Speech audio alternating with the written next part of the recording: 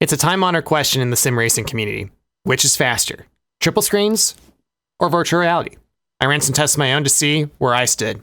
So before I talk about my methodology and my results and kind of my takeaways from it, this video is not possible without Pimax. They are the sponsor of this video. Pimax has sent me the Crystal Light headset on loan to bring content to you, and Pimax has a wide array of VR headsets, including the new Crystal Light 1-year anniversary edition. You can find more details in the description.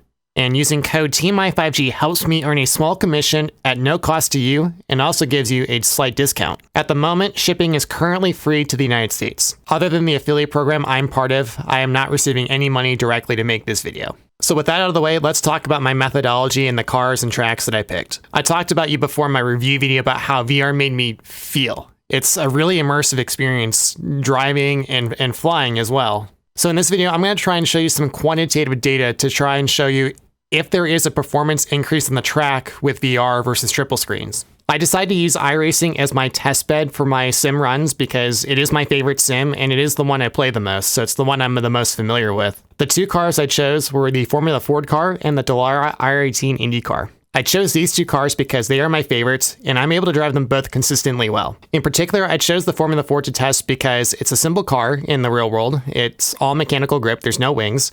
It is readily available, it has standard equipment, and historically it's always been kind of an entry-level car. And I'll expand more upon about that after our test results. I of course chose the IndyCar because it is the primary car that I run, and I was in the inaugural IndyCar Pro Series on iRacing, and I like to think I kind of know what I'm doing with the car, and I was just really curious if I would still have competitive lap times in VR versus triple screens. Myself personally, I've run a triple screen setup ever since 2013 was when I got my first triple screen setup where I just crammed 3 monitors on my desk, basically. And I've always loved triple screens, and I've gotten so used to it that sometimes driving other things feels kind of off to me. It doesn't mean it is, I'm just not used to it. I ran each car at 3 different tracks in triples and virtual reality to assess my pace. Weather was static to control for identical ambient and track temperature, and my driving equipment included a VRS Direct Force wheel and hoisting belt sprint pedals. These two products are the most reliable and consistent pieces of hardware that many professional sim racers use. So I felt very confident beforehand that this would not be a source of potential variance in lap time. For the Formula Ford car, I decided to run at Barber Motorsports Park, Brands Hatch Indy Circuit, and Oran Park. For the IndyCar, I chose Indianapolis, Road America, and Iowa Speedway. So let's go ahead and look at a comparison between the two. So here we go in a lap of the Formula Ford car at Barber. On top is the triple screens, and below is my Pimax Crystal Light. So you can see the line, the lap time is pretty identical here. For each of these examples, I tried to find the closest lap times between the two. And the one thing you're going to notice the most is on triple screens, maybe just because I have that level of comfort, I'm going further to the left or the right of the track on corner entry. So you can see here I have a better of a turning radius into the hairpin here in triples versus the Pimax. I felt like I could really kind of see through the corner and accurately judge like how much should I kind of trail brake through and then get on the gas. Heading into the S section here, I should note that when I'm driving in triple screens, my head basically remains level. You have a fixed horizon, just kind of like if you're driving in real life. In the Crystal Light, the horizon seems to kind of go up and down, which isn't necessarily realistic, but that's just kind of the way VR goes at the moment. Through this section here, the fast chicane, I'm hitting the same apex, but again, I'm kind of afraid to track out to the left there on the Crystal Light because again, I'm not used to kind of having the spatial awareness in a headset compared to triple screens. But what you can see is I'm much more willing to be able to kind of take, big chunks of curb in the second half of this lap here. And I ran 10 laps here to try and determine, over those 10 laps, which was I technically faster. So after calculating the 10 lap average about the triple and VR run, I actually found that triples were faster on average, but only by 0.06 of a second. So my triples average was 1 minute 32.972, and my VR average was 1 minute 33.032. My fastest lap between the two did happen when I was running triple screens. Heading to Brands Hatch now. This is the Indy circuit, so it's only 6 corners, so a very quick lap time. And you can see triple screens. Once again, I'm more willing to kind of dart out to the left. And then on corner entry, you can see I hold a tighter apex in the Pimax. And again, On triples, I kind of have a feeling of where my tires can be placed, but on initial corner entry, the Pimax, I felt like I was getting a better entry. Into the final sector here, again, same thing. I'm hitting more curbs on entry in the Crystal Light.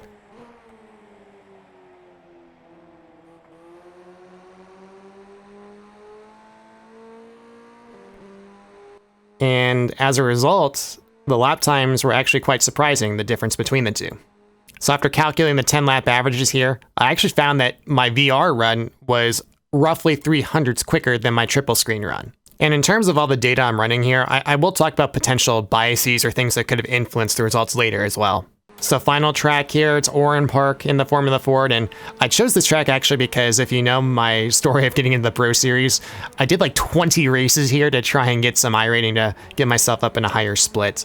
So it's really important to hit good apexes here, especially seeing those curves, because these curves are raised. They're not meant to be driven upon. They're more really to kind of delineate where the track is and isn't. So especially in like VR, I want to be able to see that and know, like, am I making a good turn to hit them? And my apexes are pretty similar here. Again, with the Crystal Light, I don't have the experience enough with it to track out farther left into the corners. But when it comes to this section here, you're going to really see how I feel like the Crystal Light, any kind of virtual reality headset, can be really of help. I'm running pretty similar lines here. Taking a little bit more healthier line of curbing compared to the VR headset here. But again, nearly identical in terms of lap time. There's not too much difference between the two over the 10 laps. But a difference nonetheless, because after calculating the lap times, I actually found that triple screens were a 10th faster for me at Oran Park compared to virtual reality. My fastest lap in triples was a 111.799, and my fastest lap in VR was a 111.809. So very small difference there, but if it comes to like qualifying, like that can be the difference between pole and P2, for example. So the score as it stands for now, VR versus triples, at least in the Formula Ford, 1 for VR and 2 for triples. Let's go ahead and move on to the IndyCar now. So here we are at Indianapolis, and one thing I'll talk about in terms of like consistency and lap time is a lot of that is negated by the fact that the way Indy is now, you're always running in a pack. So even like a minute like miss of the line here, you'll see in both these circumstances, I don't hit the exact line I want to take. But if I'm in the draft is so powerful and strong that so long as I remain in the draft, little mistakes in lines are not going to cost me. Now, if you're running a 4-lap average in qualifying, then hundreds and thousands are everything in this case. But generally, my lines remain the same. I'm still, again, feeling more committed to hitting the corner well on triple screens, but a lot of it is just because that's what I use and that's sometimes what I prefer. So after calculating the average, I found that in triple screens at Indy, with the IndyCar, I was slightly faster. My average lap time for triples was a 41.370, and my average lap time in VR was a 41.403. So advantage triple screens here, but again, like I said, with the current package that we have at Indy, 300ths while running in the pack is basically negligible. So we're here with the IndyCar now at Road America, and I'm quite biased. This is one of my favorite tracks, and that's why I did put this in the video, because I knew I could probably drive it pretty consistently. And it's really important you hit the apexes for every corner, especially the ones that lead onto the 3 main long straightaways, because that is where you can find the most lap time at Road America is through there, as well, of course, under braking. It is a 4-mile track, so it's really important you make sure you don't lose any speed on the straightaways. So heading through the Moraine Sweep now, I'm heading towards turn 5, again, a deep braking zone, and really important that, one, if you lock up, you're going to miss the corner, so you're going to make sure you brake late enough, but not brake too early. Use the curbing on the right. And you can actually see in the Pimax, I was a little bit more comfortable by this point. This was my 5th run. I started first with the triples in VR comparison with the Formula Ford. So all these videos you're seeing, I did them sequentially. Getting into turn 8 here. Could have used a little bit more curb in the Pimax. And you're going to see one little thing here that does compromise my Pimax lap time, and it was not because of anything. It was just a driver error. I almost lose it there. This is the first lap on primaries, which are the harder tire compound compared to the alternates. Through the kink here, heading to Canada Corner. Again, with the Road America lap time, like I said, if you're not hitting apexes, you're going to lose quite a bit of speed. Through Canada Corner. Normally want to cut a lot more there, but still kind of get the tires up to temperature and getting them warm. The final section here, turn 14. Good usage of curb there in the Pimax. Up the hill towards the start-finish line. So given the length of the track, it's a 4-mile track. Given it's really quite abrasive for your tires, I only ran 5 laps because if you run longer than 5 laps or in America in an IndyCar, it's more a test of how you control the fall off versus are you hitting the apexes right, triples versus VR. So I kept it at 5 laps, and I found in my results that the average lap time in VR was 400 slower. So my VR average lap time is a 147.245, and my average in triples was a 147.207. For my fastest lap, I was 0.2 faster in VR, but again, I did lose quite a bit of time in that slide. So over the average lap time, again, pretty similar, but again, advantage to triple screens. Our last test here, the IndyCar at Iowa. So we covered all our bases here, a road course, a long oval, and a short oval now. And with Iowa, I left my test at 15 laps only. Again, past 10 laps, it's a matter of controlling fall off, but it's really important to get the low line here because if you want to run as low as possible to kind of save your tires, and if you're running too high, you're going to be skating off the corner, burning your right front. So it's kind of a road course in some ways of how I move my head with the crystal lights, kind of trying to see through the corner, guiding my car so my left front is right on that yellow line through the corners. And you'll see with the 15 lap average that this was extremely, extremely close in terms of which was technically faster. So after my 15 laps at Iowa, the average lap time for triples was an 18.5021. You're going to understand why the times were rounded out to the 10,000th place. And the VR average lap time was an 18.5022. On average, VR was only slower by 1/10,000th of a second, which makes this test basically a virtual tie. In the sim, it only goes to the 1,000th place. The 10,000th place is there, but we are never able to see it. So effectively, this is a tie, although triple screens technically was faster, but we're talking about like 64th of an inch here at this point. So of my tests, the final score was triple screens 5 and VR 1. But overall, with my average lap time, I wasn't giving up that much over the average lap time, but what I did find was in terms of my fastest laps, they almost all happened while I was running triple screens. So does this mean you have to have triple screens to be faster? At least with my driving ability, I don't think that's necessarily the case. For just pure casual driving, I'm finding here that yes, I am losing like single lap pace time, but if I regularly ran VR more often, I honestly feel that I could eventually overcome that and kind of match at least my 1 lap pace in a virtual reality headset versus triple screens. Also, like I mentioned at the beginning of the video, another way of looking at this too can be, will VR slow you down? I mean, for my results, it didn't slow me down. Again, I'll talk about the biases and potential issues with the testing I did, and just for full disclosure, but it was not a significant performance hindrance, at least just over these 10 lap averages. Now, if I was running full races, we may have some more data we can kind of look at. Overall, the triple screens were faster for me, and the advantage though was slight based on my testing conditions. VR appeared to have the best performance on shorter tracks, so Brands Hatch Indy Circuit and Iowa Speedway. Now, I'm also not a robot. I'm a human being. I make mistakes. As you saw in my Run America video, my first lap on VR, I had a big slide of the car. I did my best to match my performance in every single situation. As far as the order I did for these tests, I chose to drive the 6 examples with triple screens first, and then I redid the order over again while running with the virtual reality headset. So one potential bias is because I ran the triples first, therefore, when I ran the VR headset, I had more practice time and more familiarity. On the other hand, by running VR last in sequential order, there was the potential that maybe there's just some general fatigue. Another bias, like I mentioned, is that this is a small sample size. Like if I were to example run an Indy 500 on iRacing, 1 in triple screens and 1 in VR, then we could try and maybe extrapolate the results a little bit better. But as it is, based on just these small tests, and your own mileage may vary, this is just for me, right? This is just how I feel. Like I said, I've run triples for 12 years. It's what I'm the most familiar with, and VR is relatively new to me, but it would appear logically, competitively, I should stick with triple screens. Now, there's one thing I will say regarding why I picked the Formula Ford. Like I mentioned, it's a readily available car. Now, I have never driven a race car. The first race car, if I ever drive a race car, should not be the Formula Ford. I'll make that very clear. It is a beginner level car, but it is still a car that requires quite a bit of dexterity and skill to drive. You should just put me like a Mazda Miata at a track day first, and then we can go from there. But the idea being like, if I was ever going to start driving like in real life, I would need to train for it. I can't have like unlimited seat time in the real world, so I would naturally point to my sims to try and prepare me. I feel that driving in VR to try and help me prepare and train for real driving is a better option than triple screens in my personal case for a couple of reasons.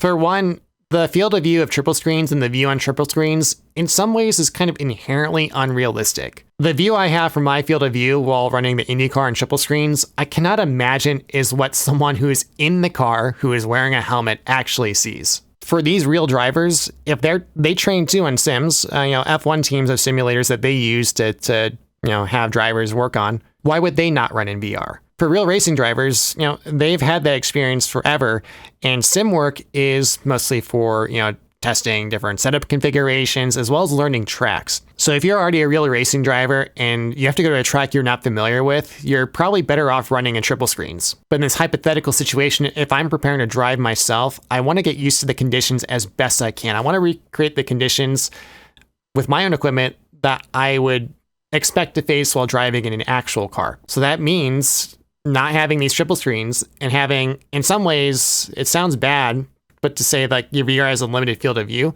But again, you only can see so much from your peripheral at a certain point. I feel that if you use VR to prepare yourself for a real track day, that it would teach you good habits. For triples, it's all about maintaining the level of horizon. It's so my head's not moving around. My head in the sim is like not moving around and shifting. I want to make sure everything stays in the same place so I can keep my own visual markers for braking. That's why in the sim, I'm not like leaning my head over left and right like Jean Alesi would. My head maintains a pretty steady posture. So instead of like moving my entire head, I'm usually just like looking through the corners and looking at other cars just with my eyes on a level plane like this. You'll see here in my VR laps, I am not Jean Alesi by any stretch of the imagination, but I'm kind of just leaning into the corners either which way I'm going. There's another obvious factor here that can determine which you might be faster in for triples or VR. At a certain point, ultimately what matters the most is the driver behind the wheel. So at the end of the day, I don't think VR, like at like a hobbyist level, is going to be the deciding factor whether you win or lose races. As you keep going up the ladder, though, once you start hitting Pro Series, there are still people who use VR. I know in the iRacing Off-Road Championship, there were some drivers in VR, for example. In the IndyCar Pro Series, though, I am not aware of any driver who used VR during the entirety of the series. But again, at that level, you're talking about the lap time differences being essentially who knows the cheese, who knows the best way to get a competitive advantage. And triple screens versus VR, in my opinion, it kind of becomes irrelevant in terms of like what makes you faster. There's a lot of tricks and stuff that you can do at that high level that teams do at that high level to get lap times and not through triple screens or VR. I know it's easy for me to say like which of the two I would choose. Pimax sent this to me to try out on loan. I've had triple screens forever. I can pick and choose what I want to use. You should pick what you feel you will have the most fun in and have the best experience in my opinion. And you can get those both from triples and VR. So I hope you enjoyed this video and thank you for watching. And for those of you who run triples or VR or run both, I'd really like to know kind of what your thoughts are on this question of which of the two you think is faster or which of the two you personally feel faster on, and just your thoughts in general of like what people should decide. I would also like to say thank you again to Pimax for again lending me the headset and also being patient with me. I've been quite busy, so this video's taken a while to compile and make, and just want to thank them for their patience. I also just want to share some quick news with you about the team, the channel, and myself. We are preparing for the iRacing Indy 500. The fixed Indy 500 is actually Friday and Saturday. I'm running the Friday night race and the Saturday night race, presuming I'm still in the top 33. Last I checked, I was 9th, so hopefully there's not like like 23 other drivers who put me out of the show, I think I'm safe. So you will see me most likely in the Top Split fixed broadcast, which is Saturday. And hopefully we can make the field of 33 again next week for the Open Indy 500. Once again, I hope you enjoyed this video, and I will see you in the next one.